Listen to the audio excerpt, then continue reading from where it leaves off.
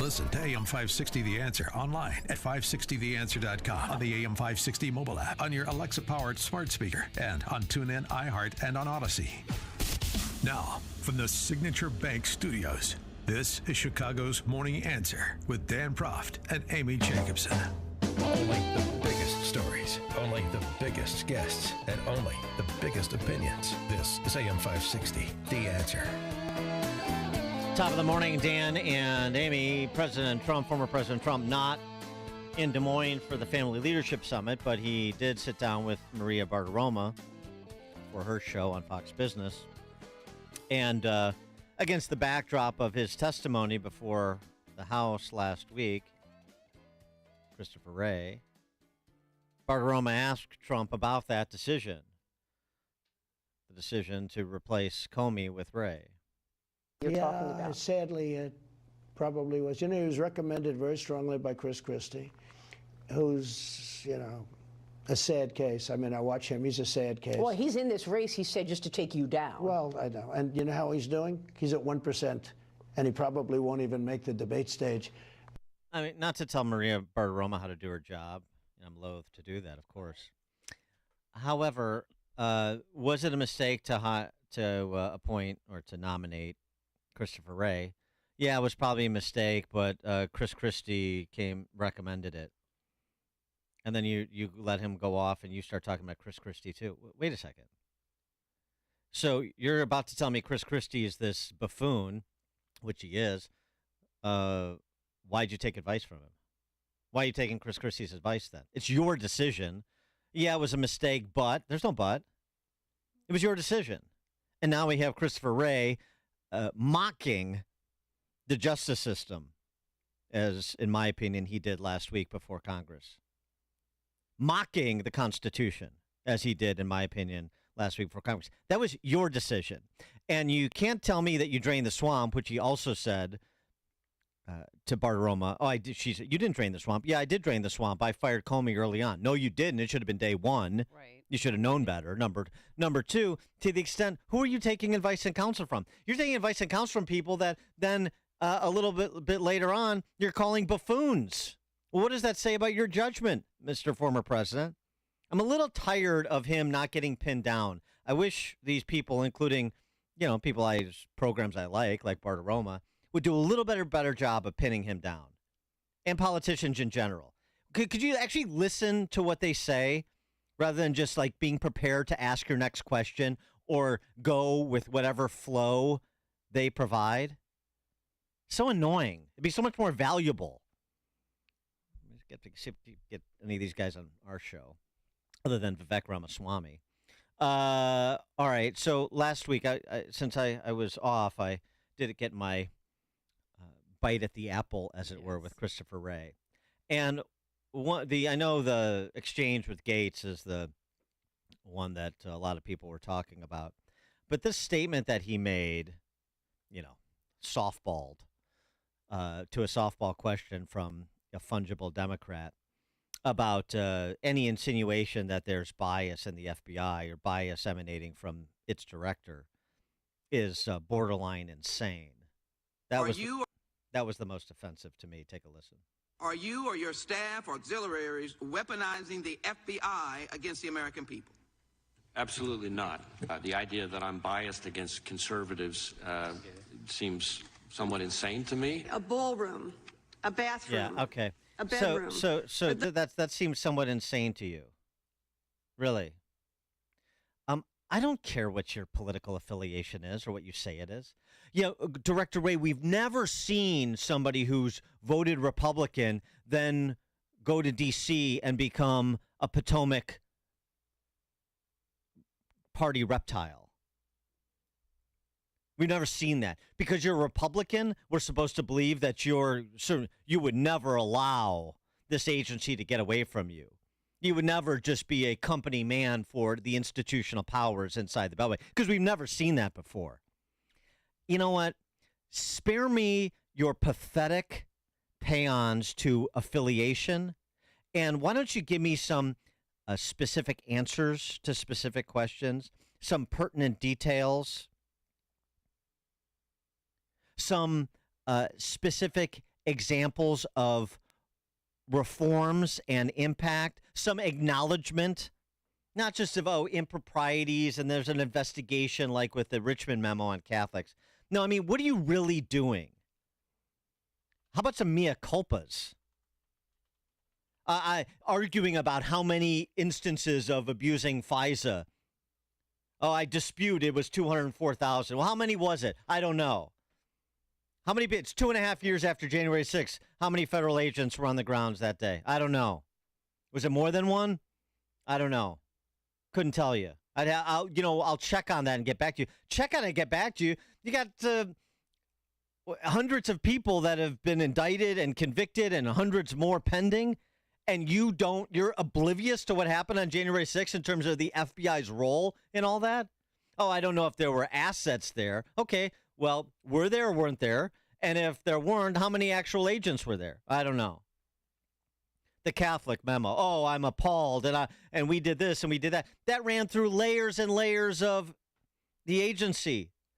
That memo targeting Catholics who attend Latin Mass as somehow threats to our democracy. And there's an investigation going on, so I can't tell you the names. I can't tell you who's responsible. Could you at some point give us? Oh, well, we'll have to wait to see how the investigation turns out, and then I can maybe give you some names. You're going to give me the names now. What are you talking about? I mean, who the hell do you think you are? You're the director of the FBI, and the discussion, and this is Bartiromo is infuriating again. The discussion is about whether the FBI's new headquarters should be in Alabama or D.C. How about no FBI headquarters? How about you don't need one if you shut down the agency? How does that grab you, Christopher Wray, you smug prick?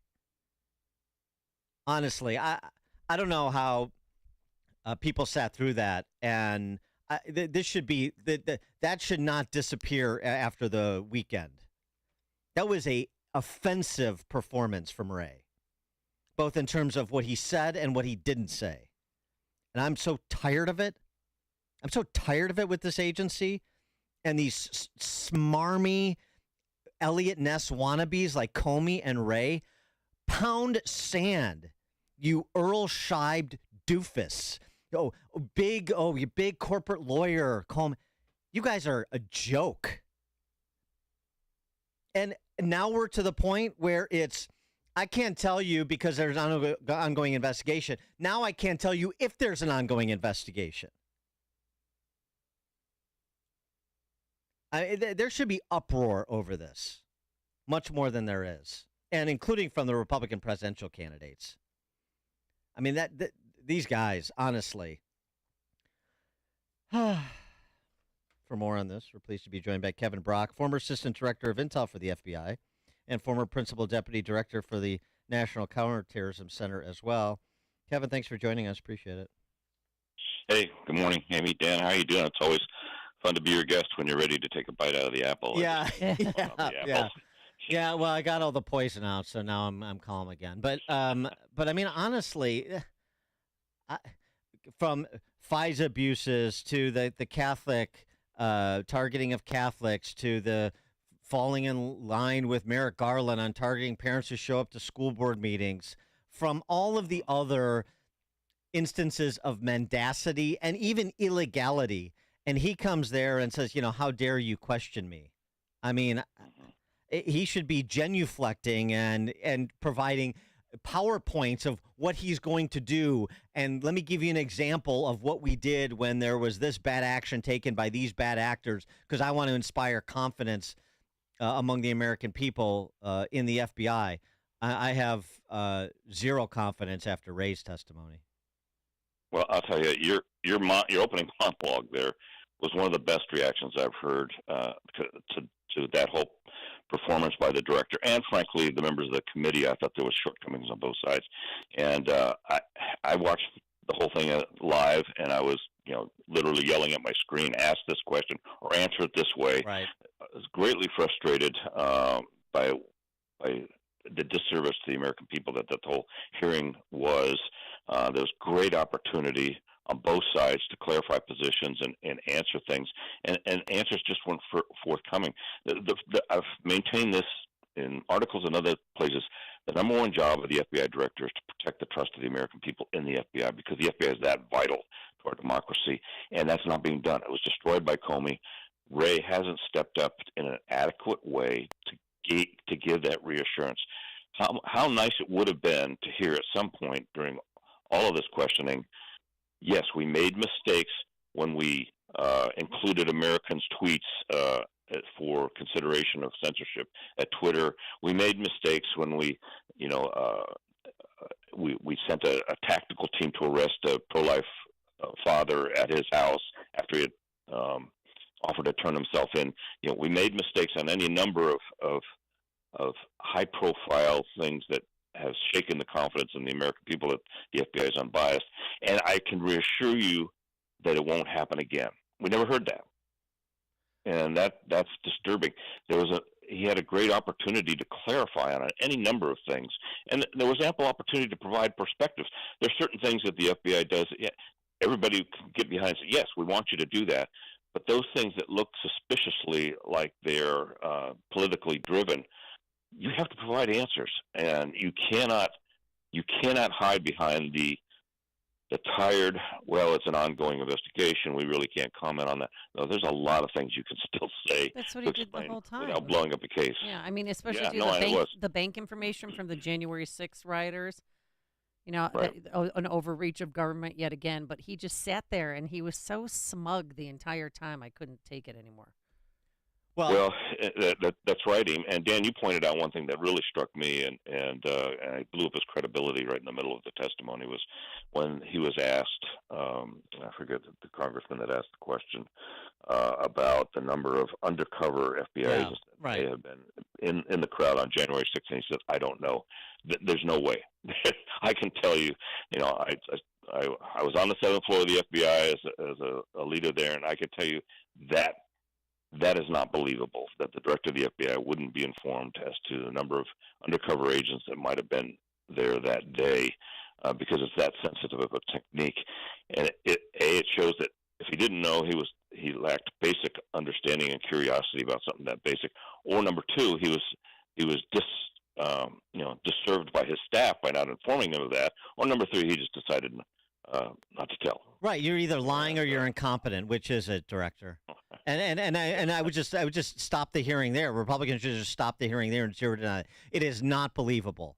It is not believable. So give us an actual answer, and we'll just continue to ask this question and probe on this question for the next 3 hours, and then we'll have you back and we'll continue on that too. I mean, all this stuff, and his whole attitude, which is the sort of imperious attitude you get inside that from the inside the Beltway creatures like him. This when he had the exchange with Gates, and his response at the end was, I'll have you know that the number of applicants to the FBI from your home state of Florida has doubled in the last year, whatever he says. Who the hell cares? Gates was not quick enough on his feet. We're very proud of them. They deserve better than you. No, the answer is, well, why? Why? Because they want to be Democrat operatives too?